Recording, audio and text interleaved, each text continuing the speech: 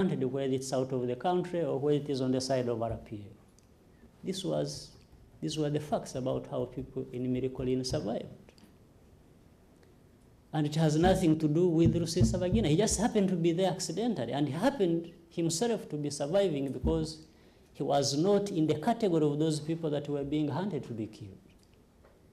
That's what I'm talking about. So when somebody stands there and claims he's a hero who saved hundreds of thousands or hundreds of people in Mirikolin, it is false. Somebody is trying to rewrite the history of Rwanda, and some of us cannot accept it. It is our history, it is bad, that we are trying to correct it, we are trying to deal with it, but somebody cannot just make false claims about that, because these are facts. Thank you. Yes. Hello, President Kagame. My name is Stephanie Ho, and I'm also with VOA, but from the English newsroom. I just wanted to ask you about the status of the International Criminal Tribunal for Rwanda. And I also wanted to ask you specifically about allegations that Rwanda is not cooperating with investigations into human rights violations by the current Rwandan army. Thank you. What is that? You want to say about ICTR on what? ICTR and allegations that the Rwandan government is not cooperating. That is the question about ICTR you want me to answer? Yes. It's one question. Yes, that's. Okay. Thank you. First of all, I have a problem. Problem number one is that ICTR is actually not even properly handling the issues for which it was created. It was created to try cases of genocide. And you can imagine for the time it has been there, it has spent, well, maybe nearly 1.5 billion US dollars. And it has tried about under 40, 26. I think 26 or 30 cases worth $1.5 billion. I have a problem with that.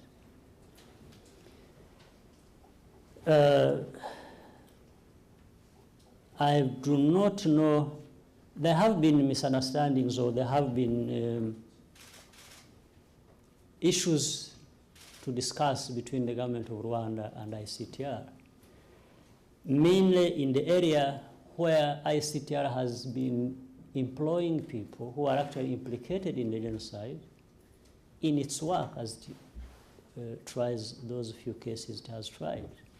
And the government of Rwanda, on the basis of information and knowledge it has about this, has raised it with ICTR. And we have been going back and forth on that issue, even where we have given evidence that certain names, clear cases, should not actually be employed in ICTR, which tries cases relating to genocide in Rwanda, when the very people it is using actually have charges to answer about that themselves. This has brought a lot of disagreement on a number of issues. Then another one has been an issue that was raised by witnesses, mainly the survivors of genocide, who have been called to Arusha, and according to them, in the manner in which they have been treated is such that it brought ICTR into question. And they raised this matter with our Minister of Justice, which in turn raised the issues that were being raised by these witnesses with the ICTR. So the fact that we have not been happy with a number of things and brought them up with ICTR for discussion is not a secret. So I don't know whether that is what you're saying in terms of collaboration, but if anything, the collaboration has been there, and of late there has been discussion relating to how cases could be transferred actually from Arusha to Rwanda. And the main issue that was being brought up was one, for the cases that hadn't been tried, that would be tried when they are brought to Rwanda, they wanted to secure an agreement that these people would not be given a death sentence, which is in the law of Rwanda, for many decades. I'm not responsible for that. And ICTR wanted to secure that agreement. So that has been going on, and discussions have been going on. So I don't know the other accusations one would be referring to. Our time is drawing to a close. We have about 7 minutes left. We're going to take 2 more very brief questions. Mr. President, my name is Abraham Luakabuanga from the DRC.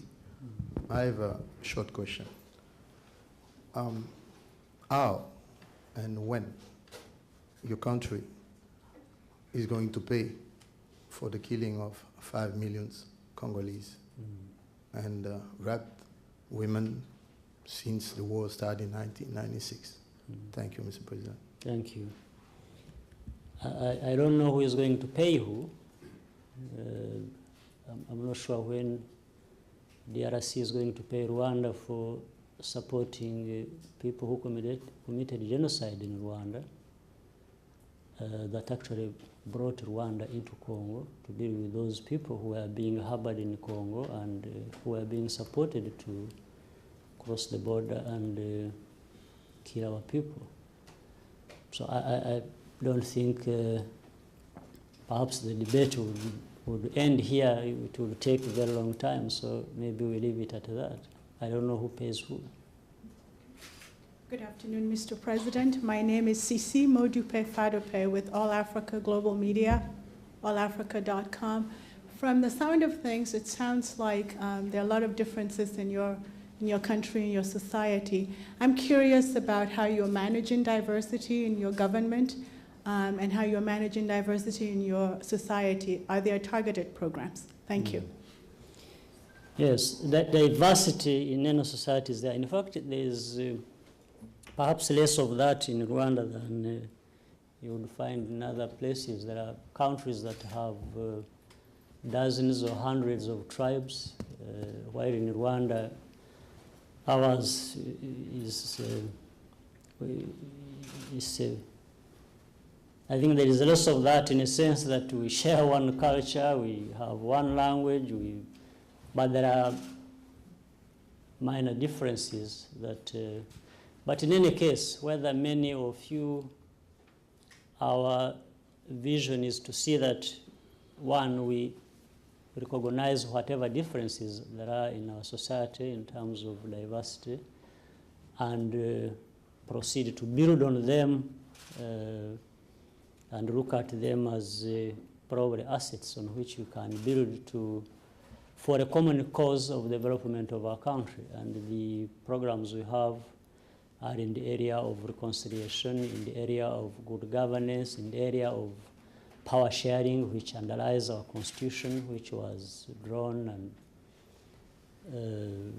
voted in a referendum in 2003, and build on that, on whatever differences there are, but by building on them more positively for the common good of the country, rather than use them to divide the country and break it apart like it happened in 1990, and which was encouraged by politics in the previous years. So we are just doing exactly the opposite of what used to happen in those early years by the regimes that successively saw their people as their enemies instead of uniting them to build a strong, a stable, and a peaceful country. We have time for one very brief question. Yes, Mr. President, sir. Thank you very much for what you're doing for Rwandans. And the world is appreciating. But, sir, my question is, these people who left Rwanda after committing the genocide and went to Congo, they were given safe haven, sir.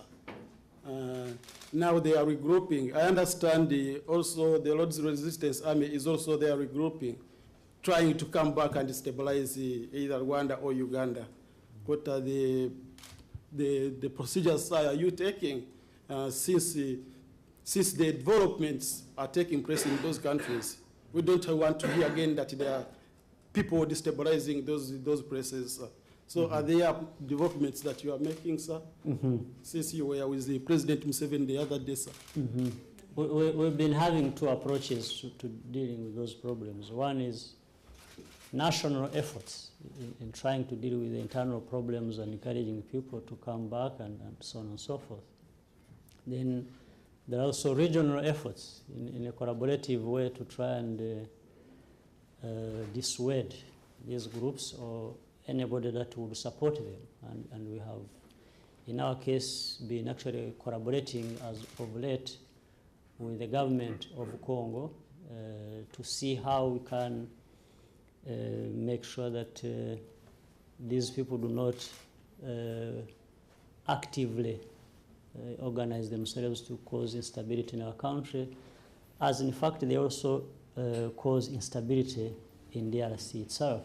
And the collaborative efforts are going on very well.